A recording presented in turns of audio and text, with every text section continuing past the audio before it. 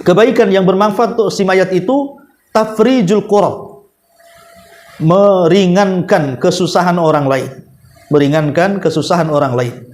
Kata Nabi SAW, man farraja an muslimin kurbatan farrajallahu anhu biha kurbatan min kurabi yaumil qiyamah. Barang siapa yang memudahkan perkara atau urusan seorang muslim di dunia, Allah akan mudahkan urusan dia di akhirat, ya, pada hari kiamat. Dan pada hari kiamat ini mencakup setelah kematiannya, karena di antara rukun hari kiamat itu adalah kematian, alam barzah, kebangkitan, hisab, kemudian balasan, kan itu. Bismillahirrahmanirrahim.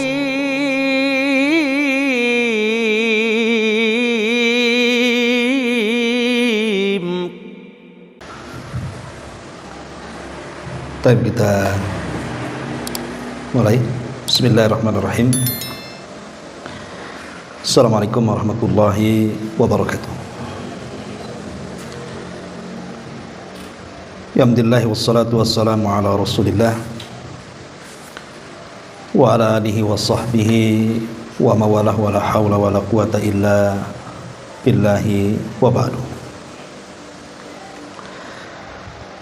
Kita lanjutkan kajian kita, masih membahas kitab Bahjah Qulubil Abrar, dan kita masuk pada poin ke-44, perkara-perkara yang bermanfaat bagi seorang hamba setelah wafatnya. Kita baca dulu hadisnya. An Abi Hurairah radhiyallahu anhu qala qala Rasulullah sallallahu alaihi wasallam, idza mata al-'abdu inqata 'amaluhu illa min thalathin: sadaqatin jariyatin aw 'ilmin yuntafa'u bihi aw waladin salihin yad'u lahu. Rawahu Muslim. Dari Abu Hurairah radhiyallahu anhu, Nabi sallallahu alaihi wasallam bersabda, apabila seorang hamba meninggal dunia, maka terputuslah amalannya kecuali 3 perkara: sedekah jariyah atau yang mengalir, ilmu yang bermanfaat, dan anak soleh yang mendoakan orang tuanya. Ma'asyiral muslimat yang dimuliakan Allah Subhanahu wa taala, hadis ini menjelaskan tentang amalan-amalan yang bermanfaat bagi si mayat setelah kematiannya.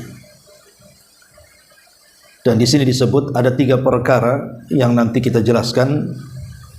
Di antaranya sedekah yang mengalir, kemudian ilmu yang bermanfaat, dan anak yang saleh yang mendoakan orang tuanya.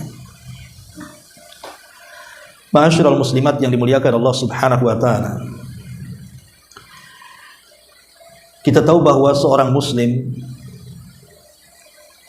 pasti sudah meyakini bahwa setiap ruh yang ada dalam jasad itu pasti akan mengalami kematian.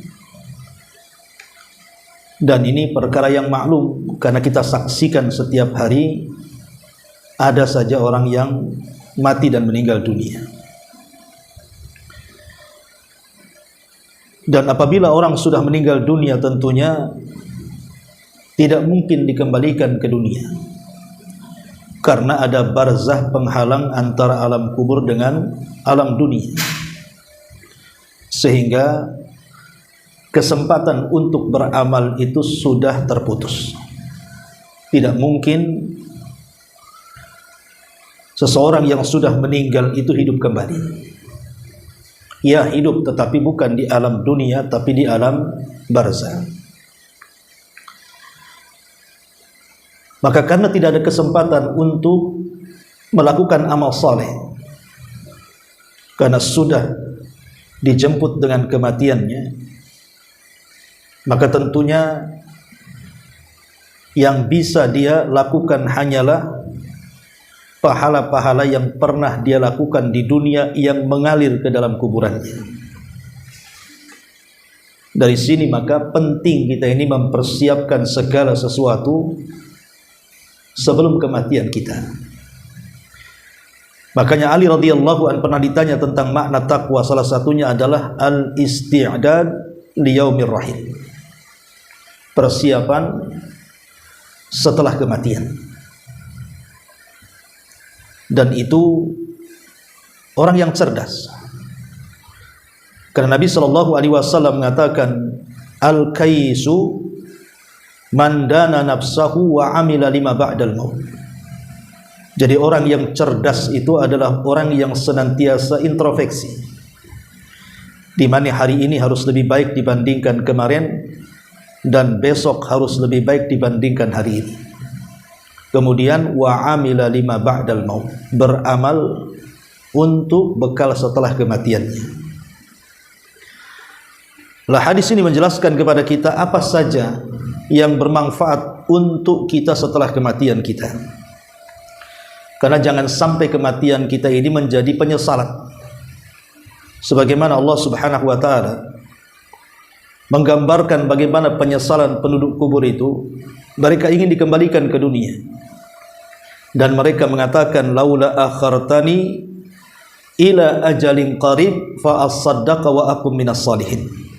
Ya Rabb, kalau engkau kembalikan aku sesaat ke bumi, maka aku akan beramal saleh dengan cara bersedekah, dan aku akan menjadi orang baik.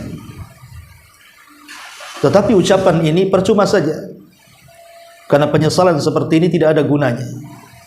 Orang yang sudah meninggal mustahil kembali ke dunia. Makanya yang bisa diandalkan orang yang sudah meninggal itu hanyalah amalan-amalan yang mengalir ke dalam kuburannya. Lalu apa saja amalan-amalan yang bisa bermanfaat bagi kita setelah kematian kita? Inilah yang kita akan bahas di siang hari ini. Yang pertama, qada'u daini. Yang pertama, lunasi hutangnya. Karena hutang itu bisa sampai ke dalam kuburan. Nabi SAW mengatakan nafsul mu'min mu'allaqatun bidaini hatta yuqda anhu. Jiwa seorang mukmin itu akan tergadaikan dengan hutangnya sampai dilunasi. Dan orang yang punya hutang itu akan membuat panas kuburannya. Sebagaimana hadis ketika Nabi SAW diminta untuk menyolati orang yang punya hutang, Rasul tidak mau. Sampai ada sahabat namanya Abi Dzar mengatakan, ya Rasulullah, hutangnya aku tanggung. Kemudian Nabi SAW pun mau menyolatinya. Keesokan harinya Rasul bertanya kepada Abi Dzar, ya Abi Dzar, macam mana hutang orang itu, sudah kau lunasi? Maka Abu Dzar mengatakan, ya Rasulullah, orang itu baru saja meninggal. Maka keesokan harinya lagi Rasul bertanya, sudah kau lunasi hutangnya wahai Abi Dzar? Maka Rasul mengatakan, sudah wahai Rasul. Maka Rasul mengatakan, al-an barudat qabr. Sekarang kuburannya sudah dingin. Artinya sebelumnya kuburannya panas tuh. Makanya sebelum kita meninggal, kalau kita punya hutang, maka berwasiatlah kepada anak-anak kita atau kepada wali-wali kita supaya melunasi hutangnya. Karena hutang itu akan dibawa sampai kuburan. Ini yang pertama. Yang kedua, al-isra' fi tajhizihi. Kita berpesan kepada keluarga, kalau saya meninggal, segerakan fardu kifayahnya. Wasiat kepada keluarga, entah wasiat mungkin si fulan yang memandikan saya karena si fulan bisa dipercaya. Kemudian segerakan penguburannya, karena itu sangat bermanfaat bagi orang yang meninggal. Kata Nabi SAW, asri'u bil janazah, fa in taku salihatan fa khairun tuqaddimunaha, wa iyaku siwa dhalik fa syarrun tada'unahu ala riqabikum. Kata Nabi SAW, segerakan memfardu kifayahkan jenazah. Karena jika jenazah itu orang baik, maka itu kebaikan yang disegerakan. Tapi kalau jenazah itu orang jahat, maka sama saja meletakkan keburukan di tengah-tengah rumah kalian.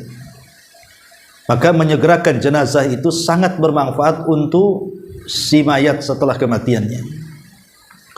Kemudian yang ketiga, menyolatkan. Menyolatkan jenazah itu sangat bermanfaat untuk si mati. Karena dalam salat ini dipenuhi dengan doa. Bahkan Nabi SAW sampai mengatakan, ma min rajulin muslim yamutu fayakumu ala janazatihi arba'una rajulan la yusyrikuna billahi syai'an illa syafa'ahumullahu fi. Tidaklah seseorang muslim meninggal kemudian ada 40 orang yang tidak menyekutukan Allah salat di belakangnya, maka Allah akan memberikan syafaat karena mereka kepada si mayat tersebut. Jadi pentingnya di dunia ini mencari teman-teman yang baik, supaya ketika menyolatkan itu adalah teman-teman yang baik, teman-teman yang seakidah. Kemudian yang keempat, mendoakan. Mendoakan orang yang sudah meninggal itu sangat bermanfaat bagi si mayat. Makanya Nabi SAW ketika berada di kuburan, setelah menguburkan jenazah, Rasul mengatakan kepada sahabat-sahabatnya, doakanlah kepada Allah supaya si mayat ini mendapatkan ketetapan dalam jawaban, karena sekarang dia sedang ditanya. Jadi Nabi SAW meminta kepada sahabat, pertama, istaghfiru li akhikum, minta kepada Allah agar dosa-dosanya diampuni. Yang kedua, was'alu lahu tathbit, minta kepada Allah agar dia sanggup menjawab setiap pertanyaan mungkar dan nakir.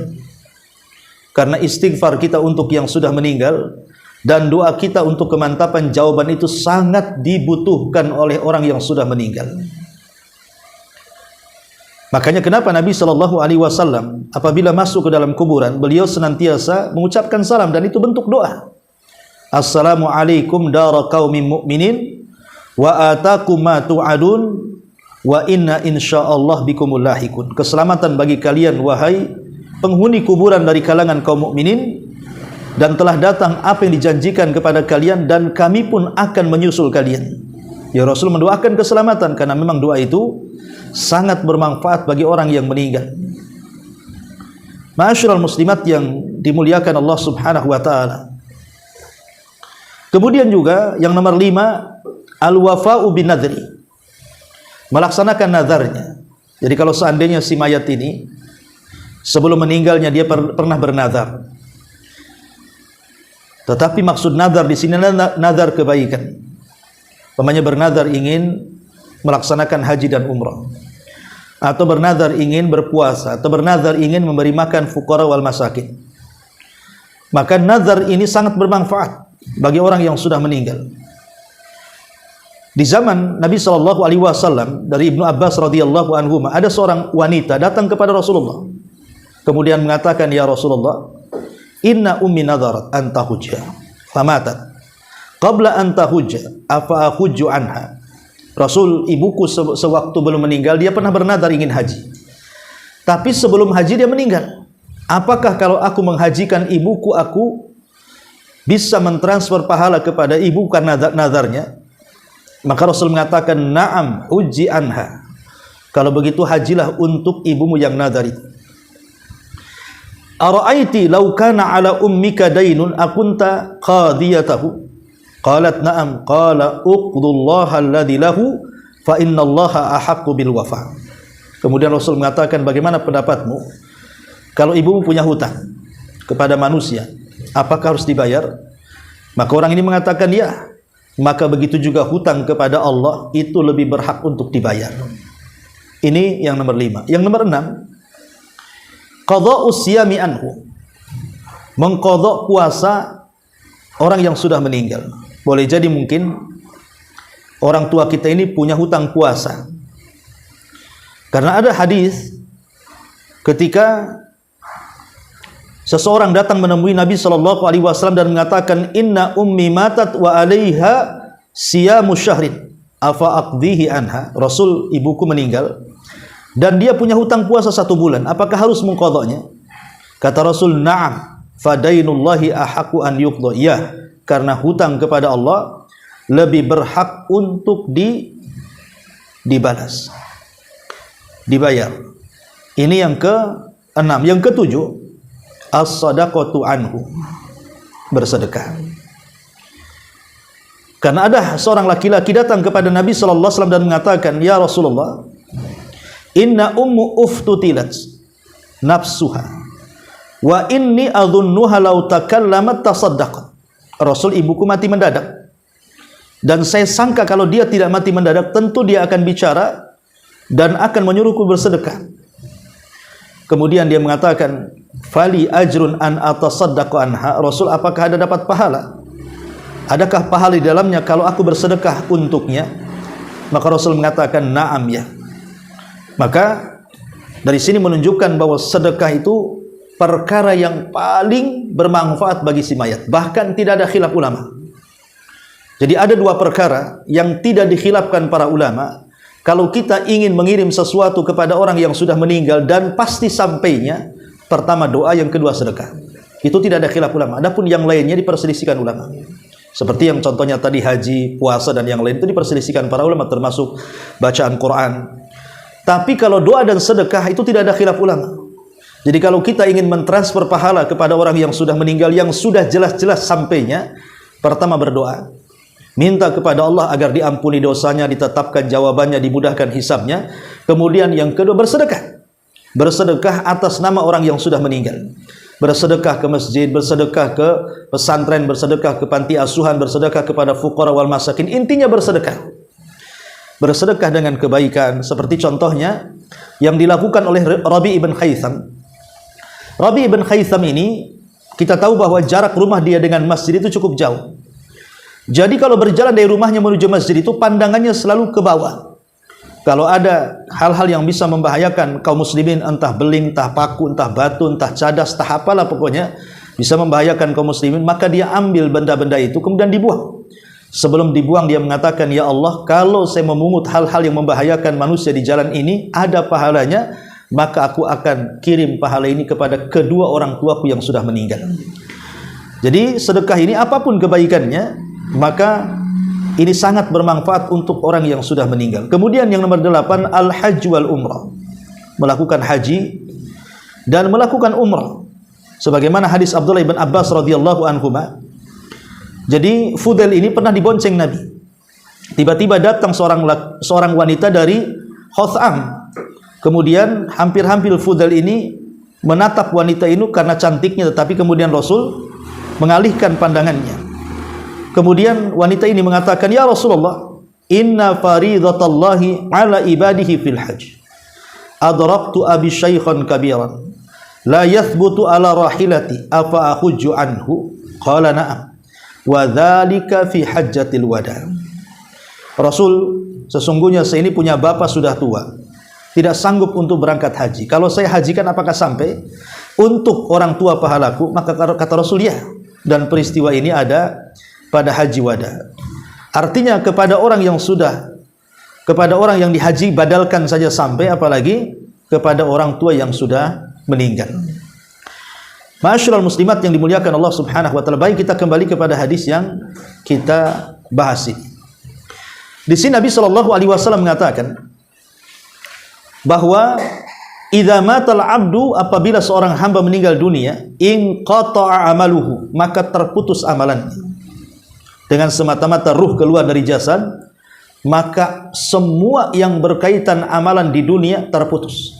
Sudah tidak ada lagi waktu untuk beramal. Illa, kecuali min salasin, 3 perkara. Sadaqatin jariyah. Pertama, sedekah yang mengalir. Ma'asyiral muslimat yang dimuliakan Allah Azza wa Jalla, sedekah yang mengalir. Sedekah ini adalah ibadah yang sangat agung. Sedekah ini ibadah yang sangat agung. Karena sedekah ini adalah amalan yang akan terus mengalir bagi kita setelah kematian kita. Ada sebagian ulama mengatakan yang dimaksud sedekah yang mengalir ini artinya yang bersifat wakaf. Jadi sedekah yang bersifat wakaf. Karena wakaf itu kan tidak akan hancur. Umpamanya ibu melihat ada orang yang sedang membangun pesantren, membangun masjid, ya, maka ibu sedekah.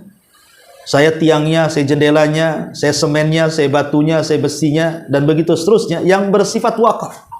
Ya, atau saya tanahnya.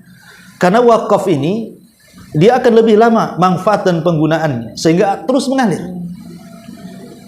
Makanya kenapa kemudian pahala orang yang bersedekah ini tidak akan terhenti selama wakaf itu dipergunakan. Dan sedekah sendiri adalah ibadah yang paling agung karena sedekah itu kan diambil dari kalimat sad dal qaf, diambil dari kalimat as-sidqu. Sidqu itu artinya jujur. Jadi sedekah itu kejujuran. Maksudnya jujur dalam hal apa? Maksudnya adalah ala sidqi iman billahi azza wajalla wal yaumil akhir. Ulama mengatakan disebut sedekah itu karena sedekah itu menunjukkan kejujuran dia akan keimanan dia kepada Allah dan hari akhir. Jadi orang yang bersedekah itu menunjukkan kejujuran dia akan iman kepada Allah dan hari akhir. Bagaimana tidak? Sedekah ini adalah menyisihkan uang kita untuk orang yang terkadang tidak ada kait-mengait dengan pekerjaan kita. Dia tidak ikut memodali kita, dia tidak ikut juga berserikat dengan kita yang lelah dan capek, kemudian setelah mendapatkan gaji, tiba-tiba kita sisihkan sebagian kecil dari uang kita, kemudian disedekahkan. Itu kan ujian harta namanya. Kalau orang tidak yakin dengan Allah dan hari akhir, tidak mungkin orang bersedekah. Hanya orang yang yakin dengan Allah dan hari akhirlah yang ia bersedekah, bahwa sedekahnya itu akan bermanfaat setelah kematiannya. Itulah yang kenapa sedekah ini amalan yang luar biasa. Apalagi di dunia sendiri, sedekah ini bisa menggugurkan banyak dosa. Kata Nabi SAW, ya Ka'ab, as-sadaqatu tudfi'ul khati'ah kama yudfi'ul ma'un nar. Wahai Ka'ab, maksudnya Ka'ab ibn Ujrah, sedekah ini bisa memadamkan atau menghilangkan kesalahan-kesalahan sebagaimana air bisa memadamkan api. Ini di dunia, apalagi di akhirat banyak keistimewaannya. Seperti orang yang bersedekah itu nanti sedekahnya akan menjadi penaung dia dari panas teriknya di padang mahsyar. Nabi SAW sampai mengatakan, kullu mri'in fi dhilli sadaqatihi yaumal qiyamah. Setiap jiwa akan ternaungi dengan sedekahnya pada hari kiamat. Ya. Dan sedekah ini walaupun nampaknya kita mengeluarkan uang, tapi uang yang kita sedekahkan itu pasti diganti. Pasti diganti. Harus yakin. Makanya kenapa kemudian Nabi SAW menjelaskan bahwa setiap pagi Allah turunkan 2 malaikat, di mana satu malaikat berdoa, ya Allah gantilah orang-orang yang bersedekah pada hari ini, ya Allah hancurkanlah harta orang-orang bakhil pada hari ini. Itu setiap pagi malaikat akan bicara seperti itu. Ini menunjukkan bahwa sedekah ini sangat bermanfaat di dunia dan di akhirat, termasuk juga setelah kematian kita. Makanya di sini Rasul mengatakan sadaqatin jariyah, sedekah yang mengalir. Kemudian yang kedua, selain sedekah yang mengalir adalah ilmu yang bermanfaat. Ilmu yang bermanfaat. Makanya sering saya nasihatkan ibu-ibu ya, berulang-ulang lah ya.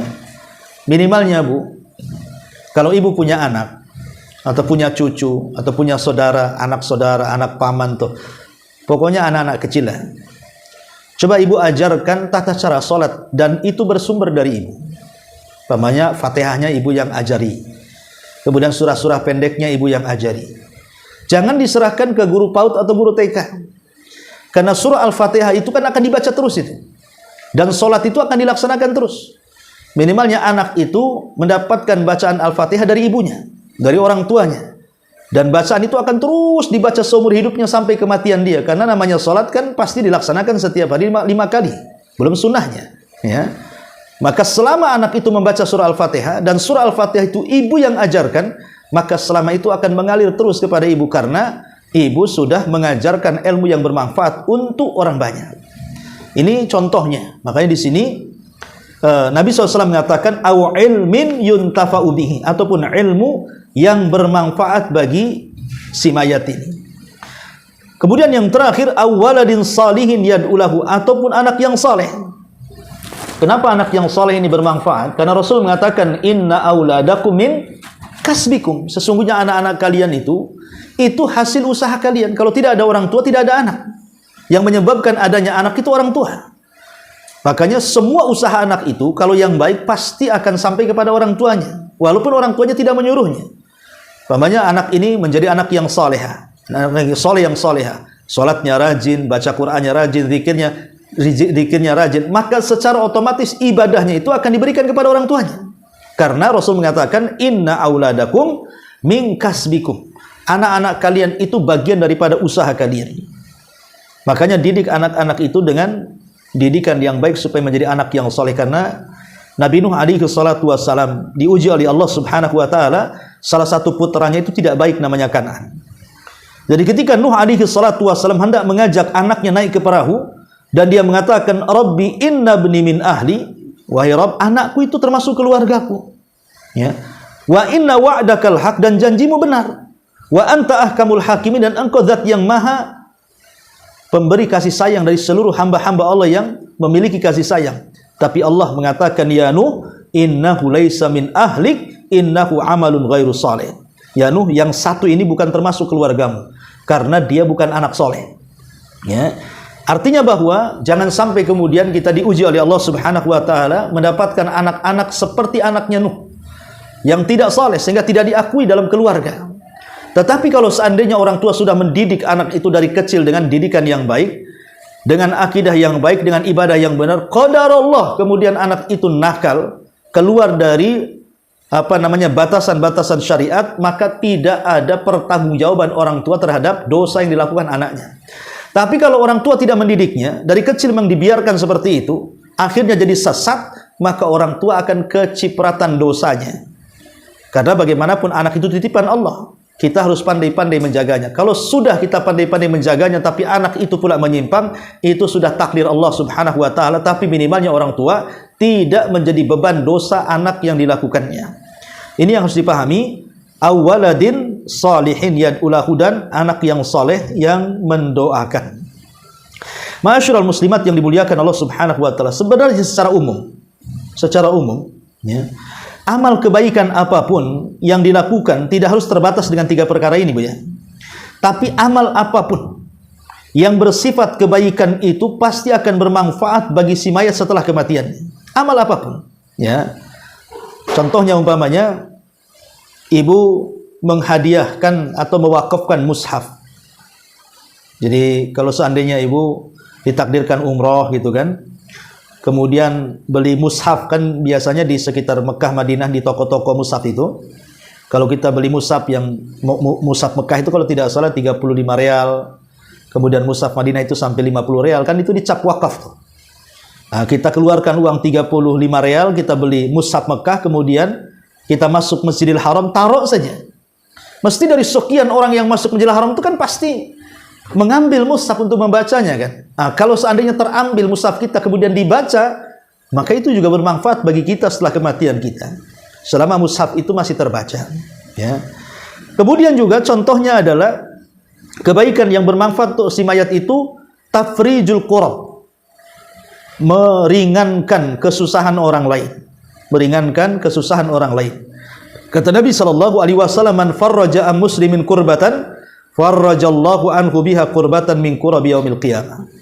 Barang siapa yang memudahkan perkara atau urusan seorang muslim di dunia, Allah akan mudahkan urusan dia di akhirat, ya, pada hari kiamat. Dan pada hari kiamat ini mencakup setelah kematiannya.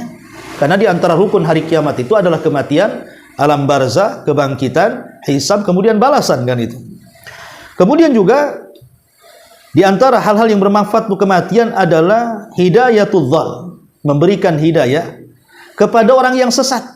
Umpamanya ada keluarga kita yang belum sholat, kemudian kita ajak untuk sholat, akhirnya dia sholat. Ada keluarga kita yang bakhil susah sedekah, kita dakwah, akhirnya mau sedekah. Ada orang mungkin tetangga kita susah ngaji, diajak ngaji, akhirnya ngaji.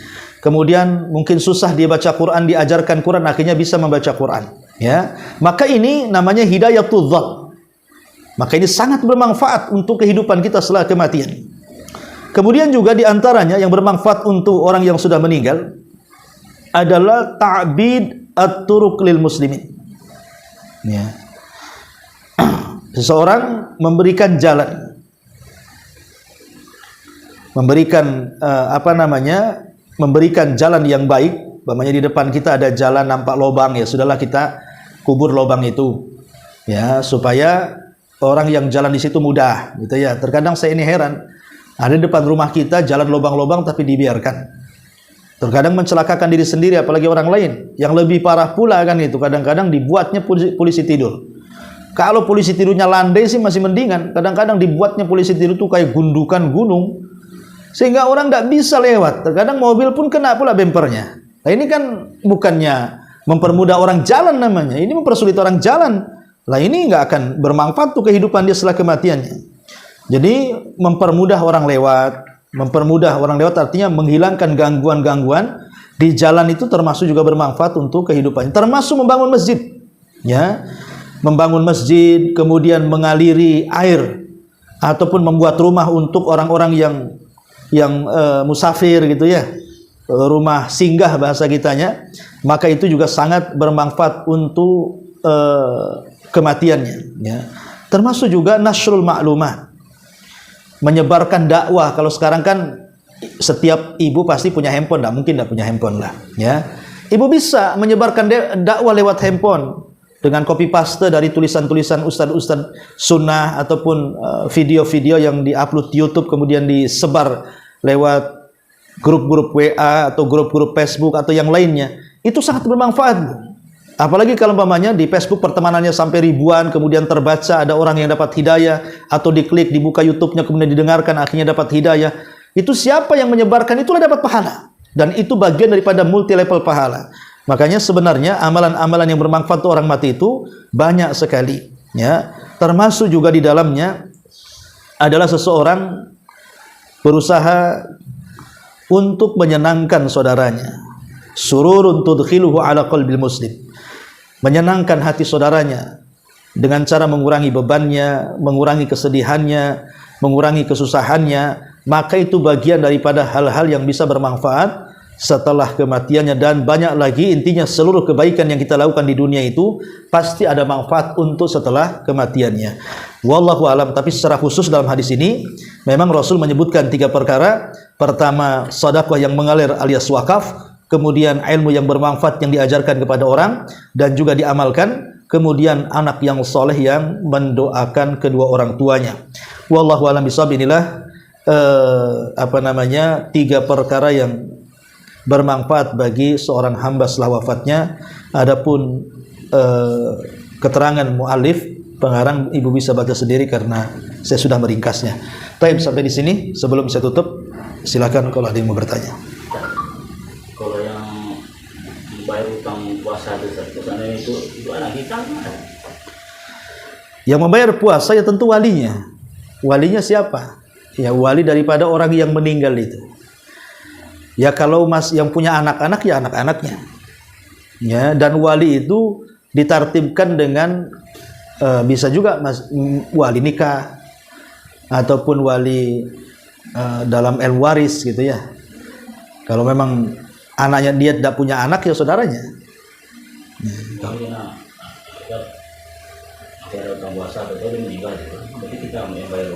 Iya, yang bayar adalah anak-anaknya. Nah, apakah kemudian cukup membayar fidyah kan? Lihat. Apakah orang tuanya ketika dia meninggalkan hutang puasa itu memang tidak sanggup berpuasa akhirnya meninggalkan puasa dan punya hutang fidyah? Tapi kalau orang tuanya itu sanggup puasa tetapi karena sakit dan yang semacamnya akhirnya punya hutang puasa, maka walinya yang mempuasakan. Walaupun sebagian para ulama mengatakan, apakah puasa ini mencakup puasa Ramadan ataukah puasa tertentu? Sebagian para ulama mengatakan yang dimaksud puasa di sini puasa nazar. Ya, jadi sebagian ulama mengatakan yang dimaksud puasa yang harus dibayar anak-anaknya adalah puasa nazar. Ya, tapi ada juga ulama yang mengumumkan intinya bahwa bisa puasa Ramadan, bisa puasa kafarah, bisa puasa nazar, intinya puasa yang bersifat wajib. Ya, tetapi ada yang mengkhususkan bahwa yang dibayar dalam bab puasa itu hanya puasa nazar saja. Wallahu a'lam. Puasa ini bukan kita yang meninggal, anak yang bayar kan? Kalau anak yang meninggal, kita wajib juga orang tua yang bayar. Iya, walinya. Ya, kan termasuk walinya. Ya.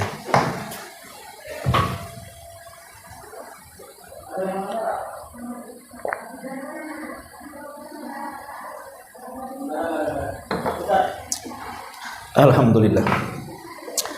Taib sampai di sini. Subhanakallah bihamdika asyhadu an la ilaha illa anta astaghfiruka wa atubu ilaik. Allahu taala alam. Assalamualaikum warahmatullahi wabarakatuh.